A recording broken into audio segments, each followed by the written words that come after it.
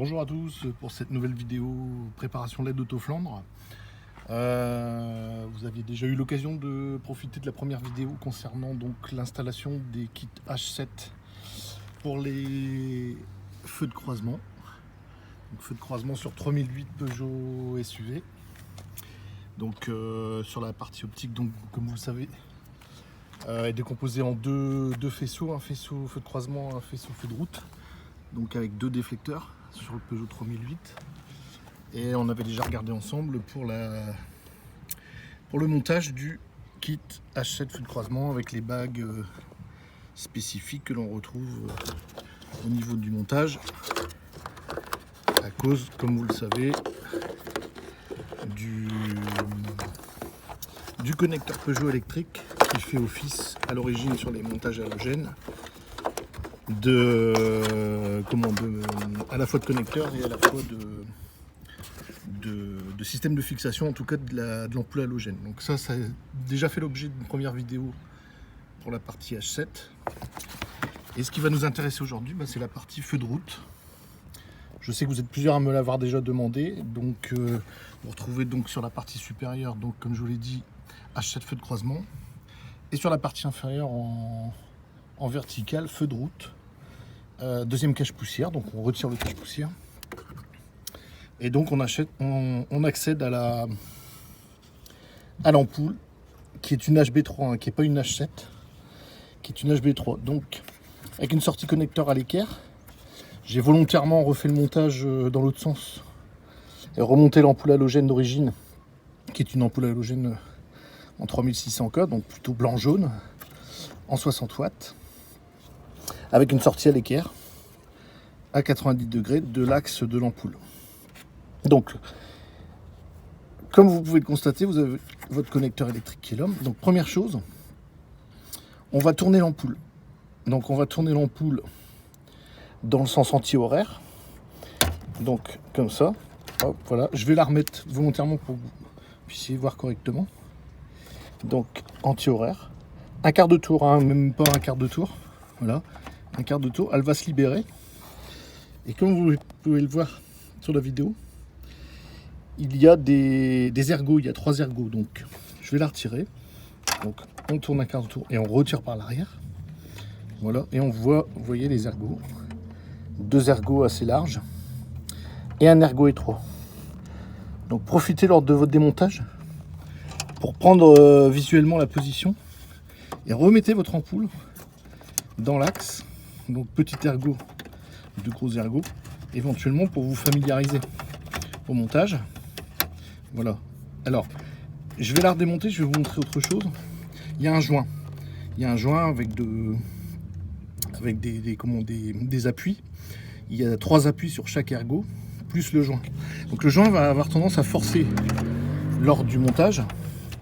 Donc quand vous allez remonter, vous sentez qu'il faut appuyer à la fois axialement et radialement. Il faut faire les deux, c'est un mouvement combiné. Donc en retirant, c'est assez simple, mais c'est surtout lors du remontage. On va appuyer axialement et on va tourner radialement. Donc voilà, je retire mon ampoule.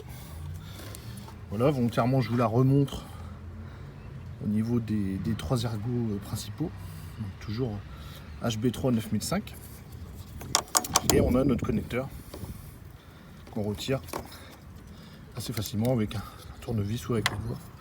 Voilà. Je vous remonte également les broches. 2 broches de lame, essentiellement droites. Donc là, attention également quand vous allez procéder au remontage à ne pas les plier dans le connecteur. Je vous montre également le connecteur. Voilà, le connecteur qui accueille les 2 lames. Généralement, vérifiez que vous êtes dans l'axe au niveau de vos broches. Donc ce qu'on peut faire déjà, effectivement, c'est remonter le nouveau kit qui se présente. Donc moi, comme je vous l'ai dit, on est sur un kit 9 sites en 45 watts, en bilame, ultra slim, 6800 lumens en 6000K, avec un turbo ventilo de refroidissement. On peut utiliser d'ailleurs, on a le même kit que je vous avais montré dans la vidéo précédente pour les H7. Donc comme là on n'est pas polarisé, c'est des modèles qui ne sont pas polarisés, on n'est pas obligé effectivement de s'inquiéter foncièrement de la polarité. Donc là, on peut remonter aisément. Hop, le nouveau connecteur. Bon, ils étaient dans l'axe, hein, donc on vérifiez toujours avant que vous êtes dans l'axe.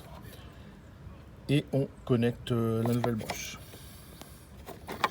Ensuite, donc vous avez le driver, le connecteur, le driver et votre nouvelle ampoule. Donc sur votre nouvelle ampoule, ce qui est hyper important, c'est de localiser les 3 ergots, les 2 ergots épais et l'ergot fin, pour bien repositionner dans la nouvelle empreinte.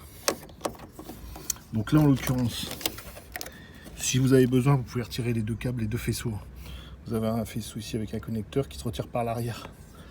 Ici, on retire par l'arrière et on soulève l'avant pour pouvoir le retirer. Et ici, un deuxième faisceau. Bon, au niveau de l'accès, normalement, vous avez assez.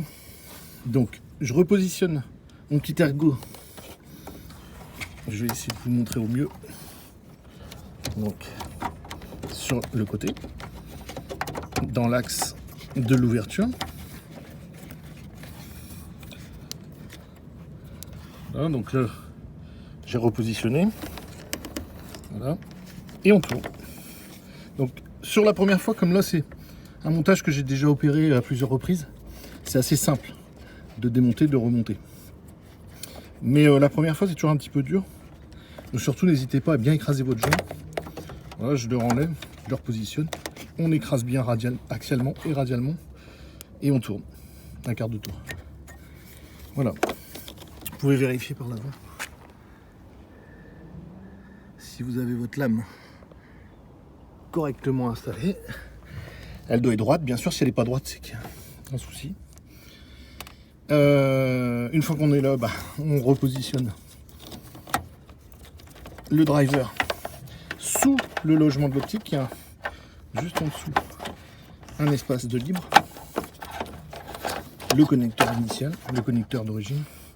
Voilà, et tout passe. Vérifiez votre branchement électrique en allumant brièvement en faisant des appels de phare.